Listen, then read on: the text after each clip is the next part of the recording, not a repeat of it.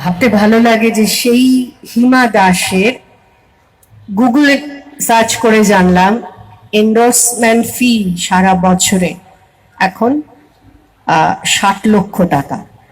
Say state bank of India বা অ্যাডিডাসের মতো ব্র্যান্ডগুলোর ambassador Hima Das 400 metre দৌড়ে যে আমাদের দেশকে পরপর 5টা সোনা এনে দিয়েছিল। সেই হিমাকে নিয়ে সুভদ্রার একটি কবিতা আমি ফেসবুকে পাই এবং তখনই ওই কমেন্টসে লিখে রেখেছিলাম যে সুভদ্রা এই কবিতাটা আমি বলবো।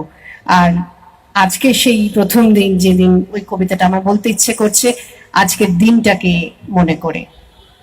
একটা গরিব ভারতবর্ষের নাম হিমা দাস। একটা গরিব ভারতবর্ষ, একটা বড়লোক ভারতবর্ষ, একটা আরো বড়লোক ভারতবর্ষ, একটা আরো বড়লোক ভারতবর্ষ ঝাঁপিয়ে পড়লো হিমার ভাতের থালার উপরে।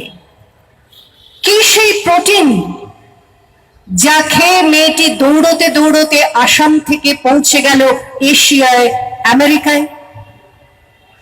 হিমার ভাতের থালায় কোনো ভাত ছিল না, ছিল শিউলি, আলু পোড়া আর মায়ের বকুনি। হিমা, তুমি আমাদের মনে করিয়ে দিলে পৃথিবীর শ্রেষ্ঠতম প্রোটিনের নাম মায়ের বকুনি, শ্রেষ্ঠ ভালোবাসার নাম শিউলি, শ্রেষ্ঠ দুঃখের নাম আলু পোড়া। হিমা, তোমাকে আমরা একটা জামা দিতে পারিনি, একটা নাক চাবি দিতে পারিনি, 400 মিটার দৌড়ের জন্য একটা জুতো দিতে পারিনি। একটা গরিব মেখলার নাম ভারতবর্ষ, একটা গরিব হরিণের নাম ভারতবর্ষ। তুমি দৌড়তে দৌড়তে আসাম থেকে এলে কলকাতায়, কলকাতা থেকে সিওল, সিওল থেকে জাপান, জাপান থেকে আমেরিকা। না, তুমি কোথাও যাওনি। জাপান আমেরিকা এসে দাঁড়িয়ে পড়লো তোমার উঠোনে, আর তুমি ঝাঁপিয়ে পড়লে বন্যা বিধ্বস্ত মানুষগুলোকে বাঁচাতে।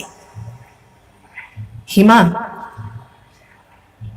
তোমাকে আমরা একটা জামা দিতে পারিনি, সেই তুমি আমাদের 5-5টা সোনা এনে দিলে।